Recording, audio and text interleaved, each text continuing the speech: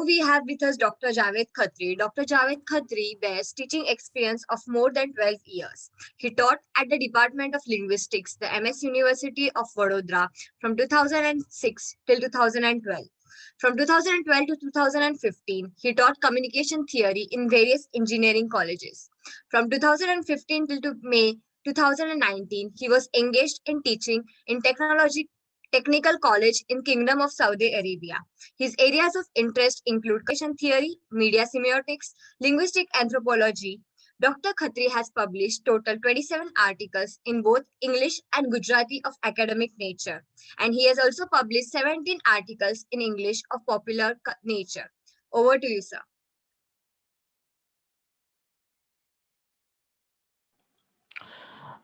Good evening to one and all. I hope I am audible. Yes, sir. Yeah, I'll just share. Yes. I hope it's clearly visible to all of us. So, areas of media research. Sir has already talked about some very interesting things regarding media research. I am primarily a person from communication theory, and I look at media and communication from multidisciplinary perspective. So I'll be talking about media research in terms of various other disciplines and what are the important aspects of uh, various forms of media that we have been using and that we've been engaged with, and how they can create a long-term socio-cultural impact. So these are the areas that I'll be concentrating on. So media and mass communication service started before a century. I'm 50 years this side. Okay, I start with this very basic model that was proposed by Harold Laswell.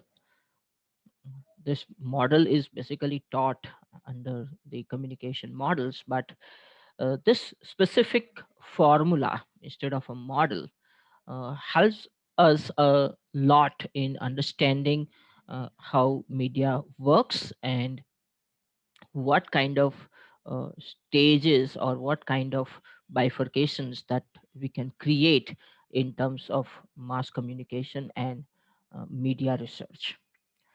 So the first term that Laswell introduces is who, that is, who is communicating. Okay.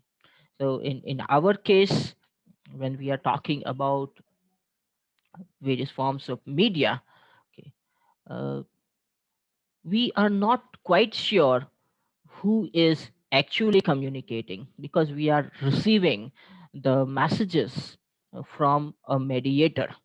Okay. When a news reader is reading the news, it is not basically his idea. Probably the the script of the news is prepared by somebody. Or when a director makes a film, the story, dialogue, and the screenplay of the movie is made by somebody else or written by somebody else. Many times the director himself is involved.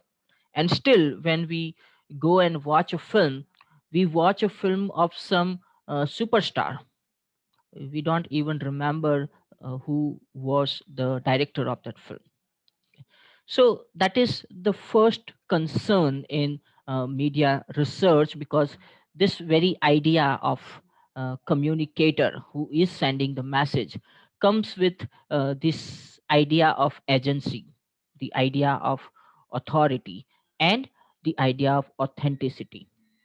So this is where uh, we call it the control analysis. Who is controlling the communication of the message? Then the second stage is the message. That is, what is the content that is being served? So this is where we involve ourselves with content analysis. For example, what kind of movies are being presented, what kind of advertisements are being made, why they are making that advertisement in this specific way, or what kind of language the media reporters are using and why they have chosen these kind of specific words or statements. So this is where the interpretation or the analysis of the message becomes important. So there is someone who is sending the message is there, what that person is saying, but what what is the content of the message, that is how that message is being conveyed. This is where we apply this model or the analytical theory of content analysis. Moving little further, okay, the message is sent, but what is the medium of that message, that is in which channel that message is being communicated. For example, are you getting a WhatsApp forward? How are you receiving the messages? Are you reading it on Twitter? Are you watching on or reading it on some online news portals? Are you reading it or watching it on some news channels? Okay. So, for example, something is declared as a terrorist, or someone or some group is declared as a terrorist in a on, for example, BBC or CNN. Okay. Then that becomes a kind of sacrosanct categorization that people cannot question it, because that channel, that specific channel from which the message is being conveyed, has that authority. Okay, so this is where we do the media analysis. Okay, so there are multiple ways of sending the message. Okay, and which specific medium that we are using to send that message, okay, that plays a very important role in creating the significance of the masses. So that is the third level of analysis that we can indulge ourselves in, that is media analysis. Now, to whom? Who is receiving the message? The receiver who is consuming that message. Okay. Which specific group is being targeted and which specific group is accepting that message on the face value without questioning it. So this is where we talk about the audience analysis, that which is the primary target audience group that we need to focus. And the last one that Laswell's formula talks about is the effect. That is, what is the effect of that particular message? So a particular group of people, a particular community is accepting the message. Now, what is the impact of that message on that group of people? Okay. So, like when Gandhi was assassinated, Pandit Jawaharlal Nehru himself comes on radio and he informs that Gandhi is assassinated by XYZ person, because it is such a sensitive matter that if there is a smallest mistake in conveying that particular message, it would have brought havoc in the country. So that effect of the message is also very important. So Laswell, in his model of communication, through that specific model, he is talking about a formula, okay, where he is also involving five different types of analysis. Control analysis, directly associated with uh, the sender of the message, which is a matter of authenticity. Content analysis, the content of the message. The media analysis, the medium used to convey that message. Then audience analysis, for whom that message is sent. Suppose the message is sent in Hindi, okay, the message is transmitted in Hindi, it is for specific kind of audience. Or if that message is communicated in Gujarati, it is for another type of audience. Okay.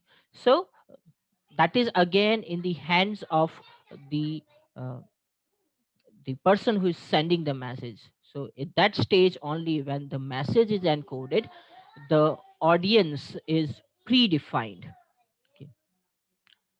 And then the last one, the effect analysis. Okay. That what is the impact, what is the effect of the specific message that is being conveyed. Okay. So this is just a convenient way to describe an act of communication. Okay. Which will also include that as a media researcher or as a student of media and mass communication, what are the various aspects that we have to focus on. Moving forward, why this kind of media research is important. So this is a new phase most probably for almost all the media people and media researchers. Uh, this is a very famous semiotician who introduced the model of cultural semiotics, is known as Yuri Lotman. And the entire Tartu school of semiotics was founded by Lotman and his colleague uh, Uspensky. Now, I'm bringing Lotman here because I want to talk about one important concept that Lotman presented. When Lotman is talking about semiotic analysis, the analysis of language and communication, he comes up with a very interesting statement that the language is the primary modeling system. Now, this is something that we need to understand. Uh, Later on, Ludwig Wittgenstein also uh, echoed this particular idea that your language is the window to your world. So, the limits of your language will be the limit of your world. So, they were basically talking about the communicative system, what you can communicate. That is the masses, that is the reality that you can put across. But Lotman doesn't end there, just saying that language is a primary modeling system.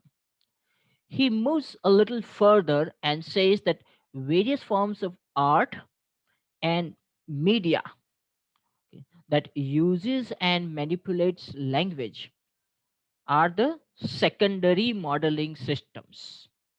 That is, at this stage we are surrounded by, if we don't consider cinema as an art, at least cinema is a media that sends regular messages, or TV serials or OTT platforms from which we are getting style icons and the memes. Okay. So by using language in these particular mediums in a particular way, okay, the communicator or mediated communication is developing a kind of worldview that we as a consumer have to just accept it. There is very limited chance to go against it, because the majority of the people have already accepted it. They see it as a reality. So the medium or the media research or the communication research or mass communication research, what we call, okay, it is directly related with our, that is the human cognitive system, because certain messages are repetitive, they are very powerful, they are very persuasive, and that means they are somewhere playing with the human mind. And this is where understanding the medium as well as the content presented in the medium, both of them are very very important for us. So the mass communication and media research is important because nowadays these various forms of communication and media govern our world directly. We get most of the messages from these media channels. Either those messages are coming from the governments or some other sources. The medium that we have is this mass media. We're living in the sea of media. So we are like the fish in the water. And hence, it is inevitable for us to understand the quality of the water. When we do media research, we are basically trying to check the quality of that water because we have to live in it. We have to survive in it, not just living. Okay. So if we misread that water, it might be fatal for us. It will be a very harmful misunderstanding. So I'm going back to, as I said, uh, 50 years back in McLuhanian type of research. So I'm just taking McLuhan's books as a kind of model for us to search today. Okay. McLuhan, when he was doing research, it was a completely new field, and the kind of areas that he explored in his books. Okay. First one, the Mechanical Bride, Folklore of Industrial Man. Second one, the Gutenberg Galaxy.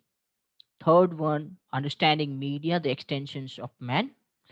And the medium is the masses and inventory of effects. Of course, none of these books are unfamiliar to us. Okay. And we know some of his basic arguments that he has presented in these books. But what is interesting is that the kind of research that he was doing then, the kind of questions that he was raising then, okay, they are still applicable because the mediums are constantly changing. The technology is moving upwards. Okay. So there is such a huge advancement in the field of technology, and that's why in the field of various forms of media, that something that McLuhan asked in 1951, okay, can be asked again and you will have a different type of answer because your mediums are different. So the first one, The Mechanical Bride, Folklore of Industrial Men, this book was published in 1951 and has introduced and initiated many areas of research, and they are even more important to scrutinize today. Okay. Because when McLuhan was talking about these things, especially the magazines and the advertisements, okay, there was a specific class of people uh, who had the access to the magazines and those advertisements. Today, those magazines and those kind of um, text, those kind of advertisements are available with every human being, okay, irrespective of the class, irrespective of the caste, okay, irrespective of the race and the country. Now we are all exposed to these kind of things, and that's why the kind of issues he was raising then, you can simply relate it with today. The book introduces the idea of popular culture and its impact on the society. Now, this very idea of popular culture, okay, it will be changing, but there will be something that will always remain popular culture, though in different forms. Okay. So we need to understand every day that what is popular today. Fine. And then you can also think about popular culture with reference to identity. Fine. For example, the youth of today, what do they identify with? So there again, this idea of popularity comes. Fine. Then the technique of persuasion employed by advertising back then in 1951. McLuhan was talking about, advertising, PR, and various newspaper articles. We cannot use the same techniques probably, but people, the practitioners, are still using different types of, or employing different types of technology, different types of techniques, different types of tactics. So now, after 70 years, after 80 years, what has changed in that technique that we have to identify? That is our job to find out. Similarly, the influence of communication media, irrespective of its content, and this has been uh, what we call the continuous argument of Marshall McLuhan, the medium is the message. Now you have newer mediums. Okay. When I was back like 12, 15 years back, I was on Orkut, and Orkut was very, very famous social media site. Okay. And like if you are not on Orkut, then people would say, oh, you are outdated. And suddenly my friends went away from Orkut, and I was like searching for them and nobody was there. And later on, after like 2 3 years, I realized that everybody's on Facebook now. So I joined Facebook little late than everybody else. Okay. I'm still on Facebook, but today the Facebook is not actually the social media platform. Facebook is more like a political platform today, and everybody is on Instagram. So these mediums are changing, and with mediums, the kind of content that you are presenting, the kind of discussions you are bringing in, they're also changing. And all these platforms are constantly updating themselves, upgrading themselves. So how one particular medium is successful and the other one is not? Even after the Orkut, Google also started G plus, which didn't work. Fine.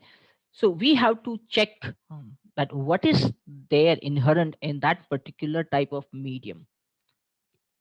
For example, Realia was the initial medium, what we call cinema today.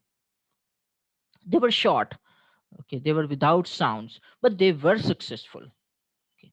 And that's why cinema as a form, as a media, has become so popular. Okay. So this media, the mediums that we have been using, they are constantly changing, and with the change, the communicators will have to use new types of strategies. Then the analysis of magazine or newspaper article, like what kind of magazines are these, or what kind of newspaper or what kind of supplement of the newspaper is this, and what kind of articles you would expect there. The analysis of magazine and newspaper. Okay. In the fourth case, it is article, whatever content is given. In second case, you are just looking at the formatting, what all they include in it, what comes on as an editorial, what comes as story, what comes on the last page, what comes on the first page, what kind of advertisements they accept and why. So these are the issues that McLuhan raised in that time. The aesthetic aspects of content and presentation. How beautiful it is. Does it look beautiful? Does it deliberately made beautiful? Okay. So all these are also the issues, because if it is not beautiful, then how does it survive? And if it is beautiful, how is it beautiful? How the content is presented? What kind of images are presented? And then the interaction between the image and the text. Then they also use symbolism. We need to understand, interpret the symbolism. We need to what we call identify the importance of those symbols used for the given time, for the given group of people. Then the creative process and dissemination, how they are um, what we call targeting certain audience, and how their message, their magazine, their newspaper is reaching to those specific audience, those specific consumers, and the implications about the society and the social animals. Okay. So, like, we are the social animals. So, what are the implications of such text, such kind of messages? Okay. For example, the picture that you can see that has become famous in our country, at least in last 20-30 years. Okay. Before that, we did not have this kind of discourse when we are talking about the love or marriage. Okay. But this is something that we have got from some other culture or some other mediums, and we have accepted it. Okay. So that has become a long term change in our way of looking at the world. Similarly, the second book McLuhan uh, published is The Gutenberg Galaxy, The Making of Typographic Man. This was published in 1962 and is pioneering work on the issue of orality and literacy and the kinds of cognitive changes uh, that various types of literacies would bring to the human world. So there has been lots and lots of discussion, and the entire uh, what we call discipline that just talks about the orality and literacy and the kind of impact on the human cognition. Walter Ong was one of the most important uh, theorists there. So this is also like started with what McLuhan talked about the Gutenberg galaxy. So the work on oral tradition and the issues of essency. For example, if you talk about the oral culture, oral folk tale or folk song. Okay. Now, in different areas, the same folk tale have different versions, or same folk song will have different versions, or different singers or different storytellers would be telling or singing the song differently. Then how will you decide about the authentic uh, story or authentic song? So this issue of agency, who created that song? For example, when you receive the WhatsApp forward, okay, you are at the receiving end, you can read it, you can read the content, but who has actually written that content? We will never get to know. So then this idea of authenticity, the idea of agency comes into play. Like in our case, in oral tradition, almost all our myths, almost all our stories have multiple versions in different areas, and we cannot say that this is the right version. Okay. It is not a kind of history where you find the evidences. It's a story, it's a song. And this is where the issues related with the orality and acceptance of it comes into play. Then issues related with the script and authenticity, like what kind of script is good. Okay, for example, you go by alphabetic script, you go by the phonemic script, and there are other pictorial scripts. Now, somewhere like 500 years, 600 years back, somebody has used certain script to send a particular message, and today, when you are trying to decipher that particular message, you might have a very different meaning. Okay. So Umberto Eco writes this excellent uh, novel called In the Name of the Rose, where this very idea of decoding the ancient message, the entire novel is about that decoding. So today, we are receiving so many types of messages, and we're not sure about the authenticity. So how are we going to interpret them?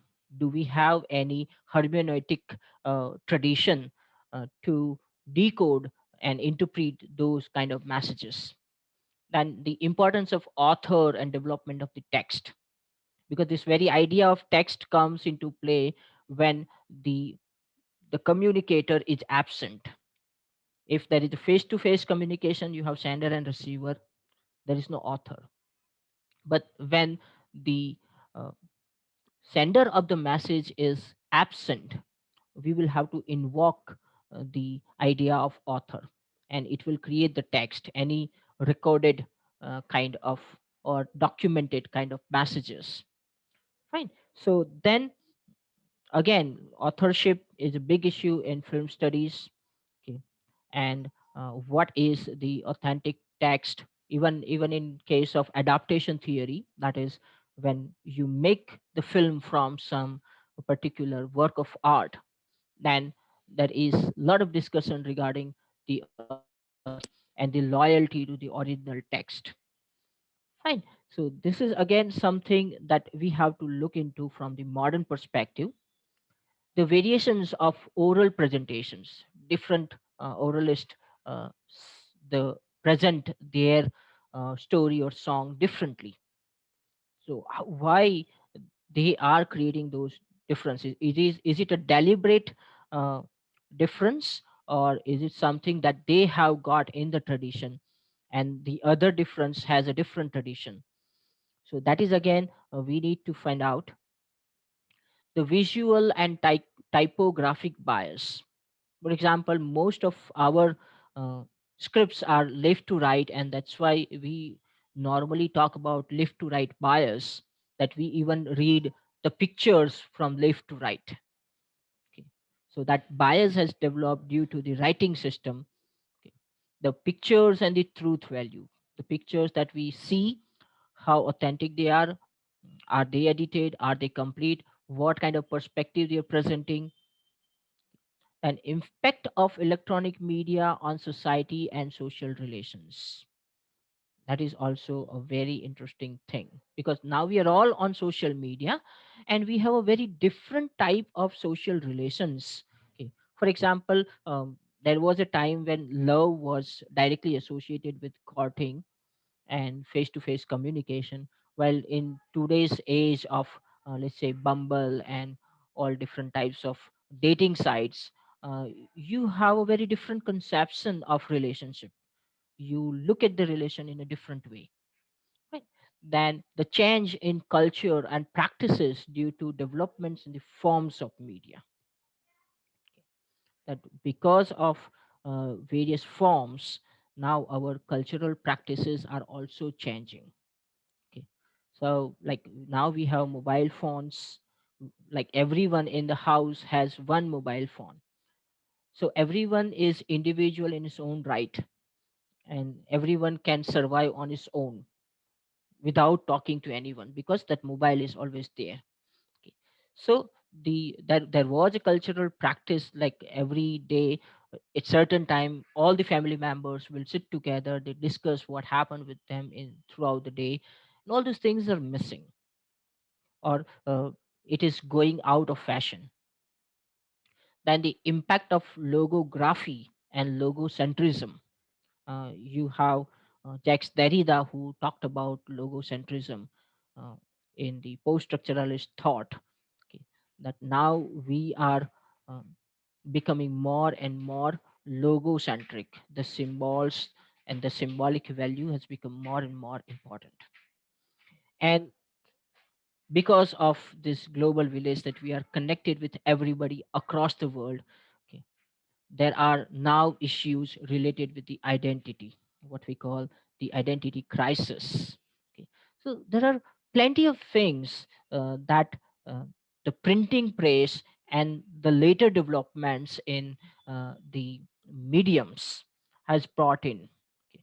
That at times when it was very difficult, you want to talk to someone who is living abroad, uh, like in late 90s my uncle used to stay in Dubai, and like if we want to talk to him, we had to write the antardeshiya postcard, and it would take 2 months to go, and then we receive the reply after 2 months. So it was something like the person is out of touch completely, in a different world. Well, today, because of this advancement in the technology, now we are right now talking. Somebody is in Bangalore, somebody is in Vadodara, and somebody in different parts of country, and there is no problem in communication. So this is where the kind of changes that the mediums have brought in. And it's not like there was and there were a lot of advancements, technological and scientific advancements. Okay. But they were restricted to industries or authorities or war zone. But the kind of developments are happening in mass communication, they directly go into the hands of the common people. And this is where the entire system changes, because the habits of common man is changing. The third book, Understanding Media, The Extension of Man, this 1964 book brings more such important arguments. Most importantly, tells why the media and technology are easily accepted. So after McLuhan, there was a French philosopher, Roland Barthes, who was not directly associated with McLuhan in any sense, but he also wrote a lot about various forms of media, and he also come up with this argument that uh, these new forms of media are basically uh, taking the design of the myths. The way we accept the myth, we are accepting the newer technology. We are not questioning them. Okay. So if we start questioning these new technologies, especially from the moral perspective, from ethical perspective, from communicative perspective, we might get some illuminating answers. So media must be the object of study and not its content. That was the idea of McLuhan. They study the medium. Okay. Content is secondary. The media, if media is there, there is a possibility of presenting content there. So you need to understand the medium. If you understand the medium, certain issues related with the content will automatically be solved. Then the characteristics of the medium are important, like what kind of narrative structure cinema uses, and what kind of narrative structure, let's say, web series is using, or what kind of narrative structure and semiotic design the newspapers and the uh, news channels are using. So if we understand that, we'll understand half of the messages that is being conveyed by those mediums. And how media engages is consumer. We are the audience, the readers, we are the consumers. So how do we get associated with certain forms of media? How we accept it without much issues? So that engagement, what are the chains of those engagement that we need to find out? What appeals us as a common man? Okay. So for example, there is a common man uh, who doesn't have much work to do, but he has a smartphone, and on WhatsApp or on YouTube, he has been watching a lot of uh, what we call news channels, and he's been bombarded with a lot of information. Now, once he imbibes that information, he requires someone to transmit that information. Okay. Because he is getting it from somewhere that he doesn't know. He doesn't worry about the authenticity. But because he is free, and he had the smartphone and probably some good internet package, so he is getting that information to kill the time. But how that information is affecting his mind, he is unconscious about. And this is where the engagement, the issues of engagement becomes important.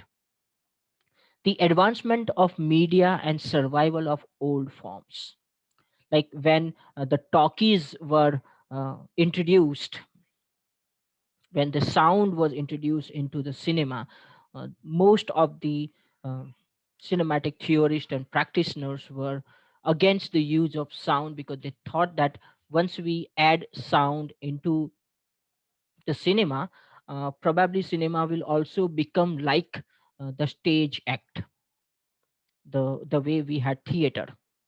and many of them have written a lot against it. But today, cinema is a completely different form.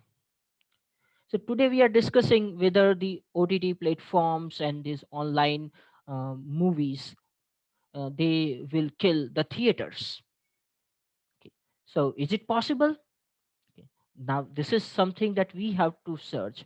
What kind of social practice is involved when you go and watch film in a theater, and what kind of social or personal practice is involved when you are watching a film in your laptop on some online platform or in your mobile on some OTT channel. Are they same practices? Are you doing for the same regions?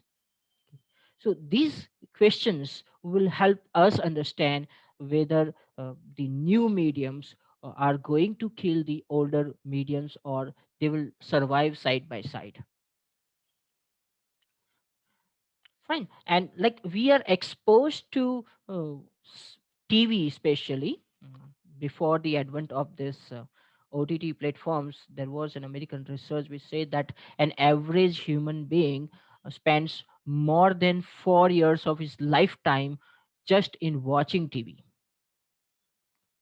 And one of like the critics like Chomsky were against media, and they were writing against that because it essentially makes you passive.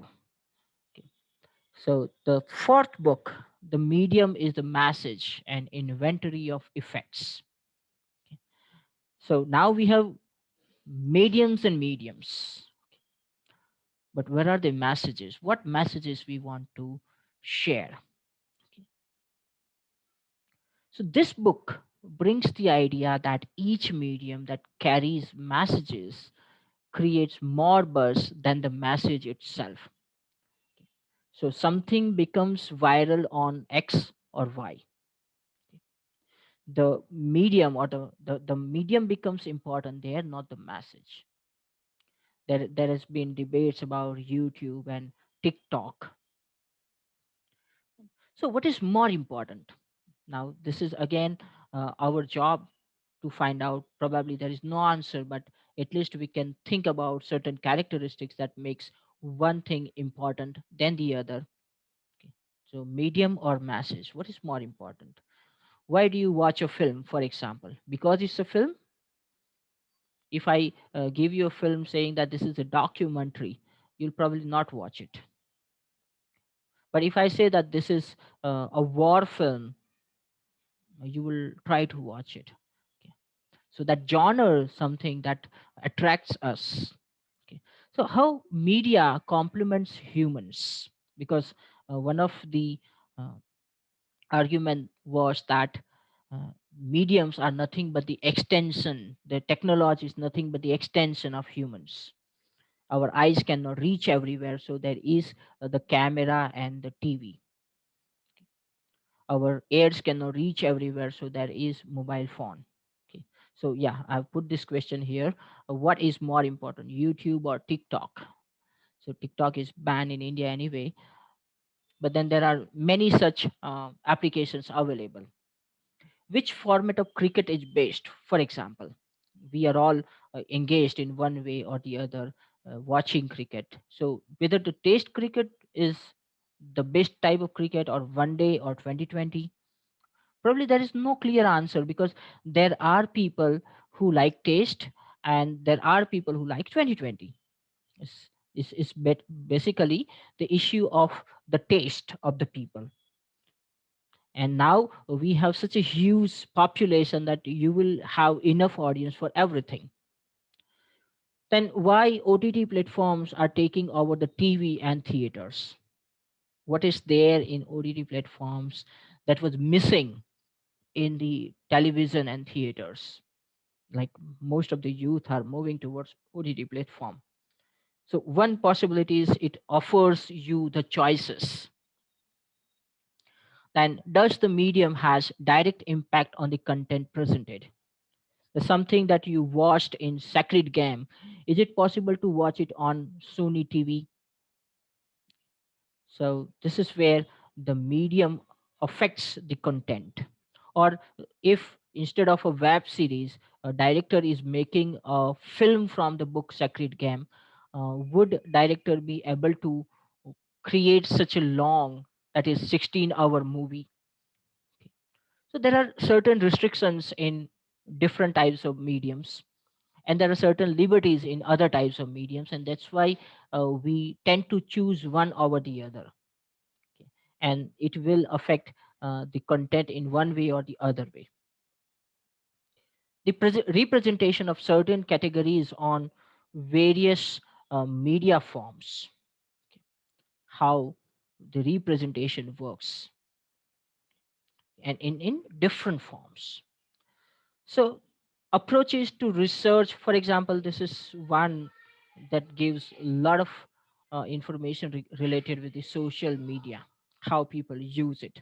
I don't want to go into that details right now, but basically when you talk about media research and mass communication, what we basically do is we try to research the content.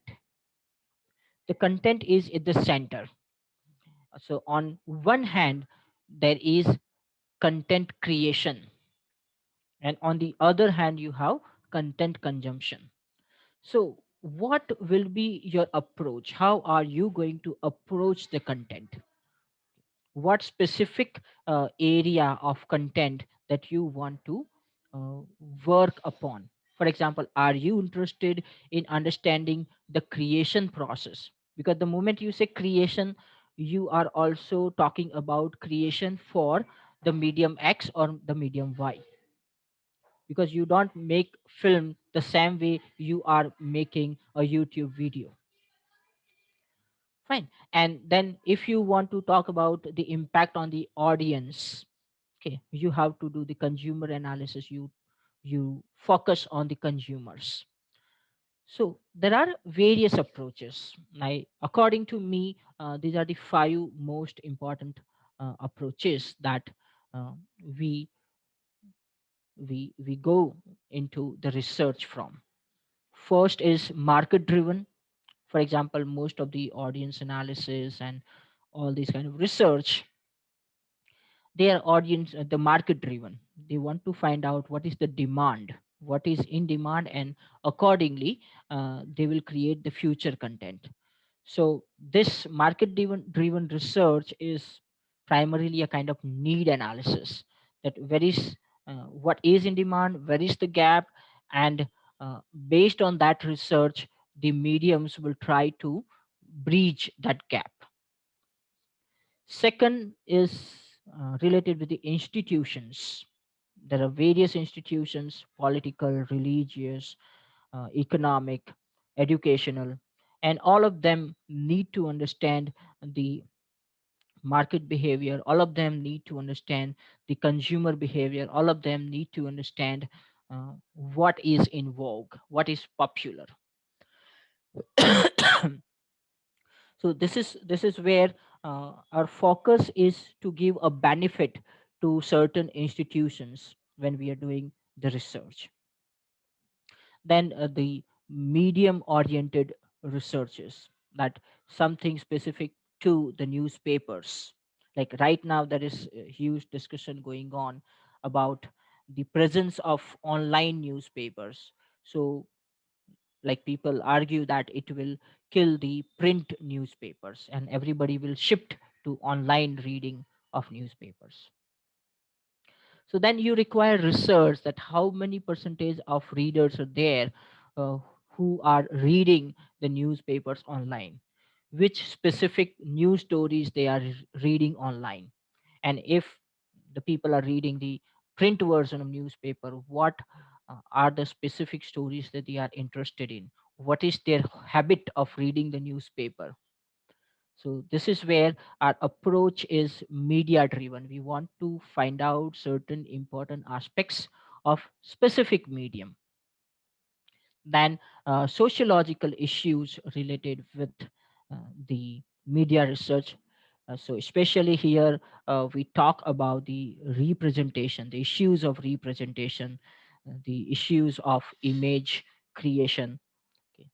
So here, Again, we are concerned with the society. We want to identify certain discourses, and we want to put forward the truth behind those discourses. Okay, so that kind of research is done in sociology also, social work also. So there is a kind of interdisciplinary work going on, where the media, communication, sociology, social work, social linguistics, anthropology, ethnography, they're all involved. And the fifth type, the most important type, according to me, because I understand only one type of research, that is philosophical. Uh, Basically, you're concerned with the cognitive aspects, you're concerned with the interpretive aspects, you're concerned with the long term impacts, you're concerned with the interpretational modes and impacts uh, of the media content and its impact on the audience. So one of the most important thing that we need to understand is, uh, there was a very famous philosopher Jacques Derrida who said that if you want to rule, you have to control the memory. But it's difficult to control the memory, so you control the record, you control the documentation. So if a certain group wants to rule the country, they'll have to control the documentation of the events, because then the documentation will be used as a memory. So the documentation from a specific perspective, okay, that will give memory which is biased. Okay. And almost everywhere the extremist governments are doing the same. So this is where it's a job of the researcher to bring the truth out. Okay. So possible research areas to explore. I am not going to speak it. These are the possible areas in journalism studies. I'll be sharing the PPT so you can take it whenever you like. Political communication. So again, you are basically emphasizing on institutions. You are uh, emphasizing on the kind of narratives created by the political communication.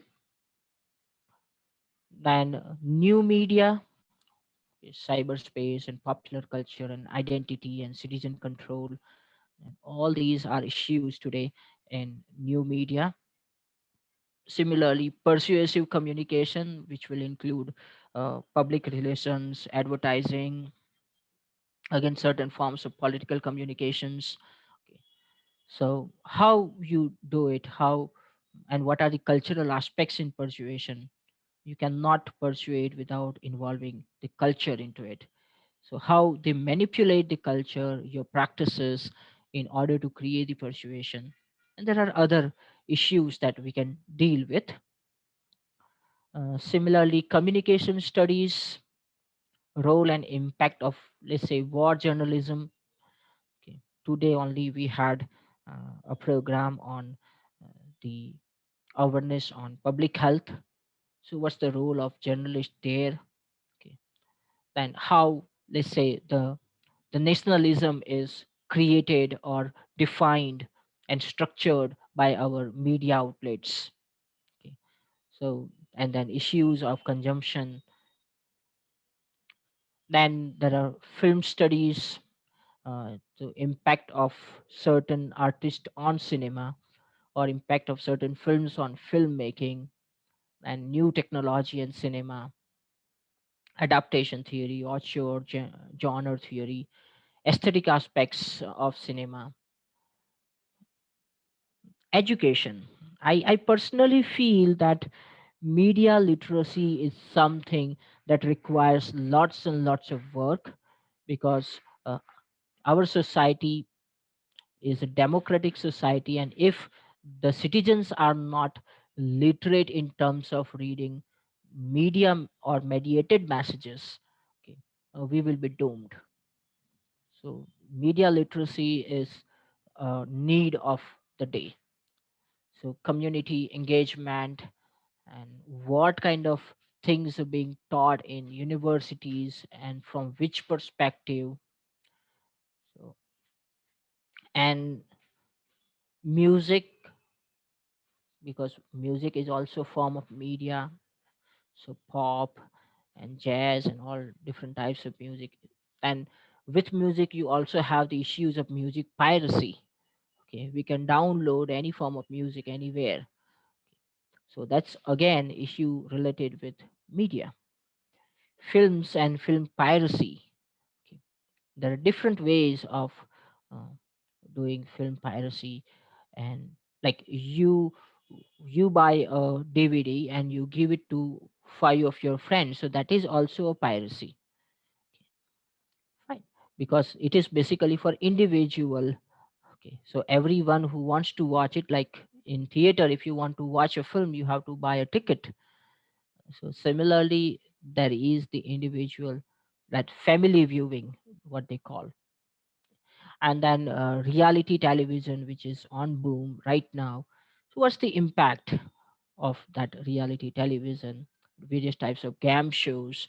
Okay, what are the cultural aspects of it, and what are the impacts on the people?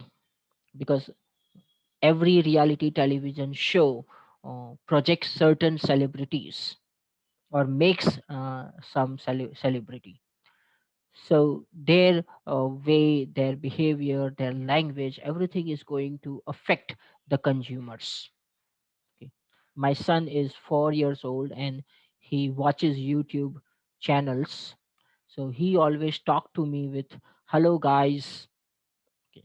So that's the language that he has adopted from the YouTube. And probably he will adopt few more things from YouTube. Fine.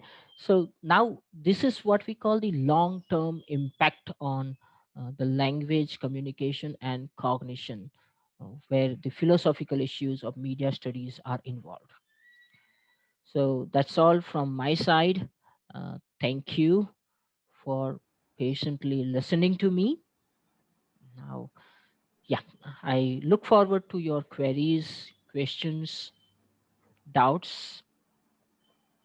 So anyone who has doubt.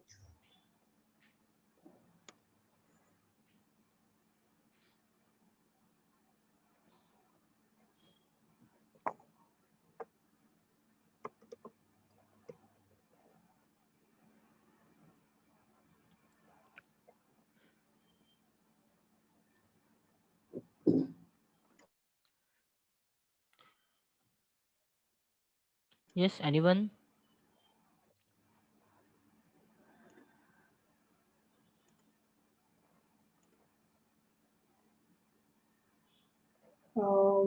Neville, sir, do you have anything? Professor Neville D'Souza? Or you would like to add something more to it? Yes, yes. Yeah. Um,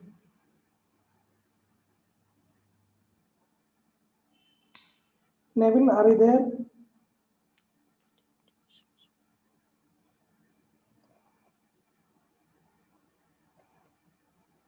Okay. I would like to add, Javed, sir, one thing. Yeah, please. Uh, Today, I was doing some study on, postdoctoral, papers or, what are the areas in postdoctoral studies all across, especially American, Canadian, and, British university. It is more, into digital culture, Hmm. the postdoctoral thesis or the postdoctoral fund offered by the state, US or Canadian or UK universities more into, digital culture and, the social media or the fake news and, the GAFAM, so the so-called, Google, Amazon, Facebook, Hmm. how do they create, the content and or the prosumers, the producer and the consumer, Hmm. how it is being produced and how it is being consumed. Like, I mean, what Marshall McLuhan already said, so like that. So it is more into digital, the digital culture, Hmm. So a lot of studies, a lot of research is happening into, this area, like, digital culture. One of our participants is Professor Neville. Sir is from Bangalore, St. Joseph's. I think sir is muted. Sir's area is artificial intelligence actually, Hmm. or virtual reality. So this kind of innovative, studies and research is also happening. So I just want to add that also digital culture. So what is happening, because of the digital culture? So the Hmm. effect is important, and there is positive as well as negative aspect. For example, digital culture, it creates a lot of fake news, Hmm. right? A lot of misinformation is being generated. So these are important areas nowadays, which I just wanted to yeah, Yeah. comment. See, what's happening is when McLuhan was writing or doing research, there was a very clear distinction between the content creator and the content consumer. Today, thanks to the technology and this digital culture, the content consumer is also the content creator. I can make my video and put it on YouTube and I can share with 100 people.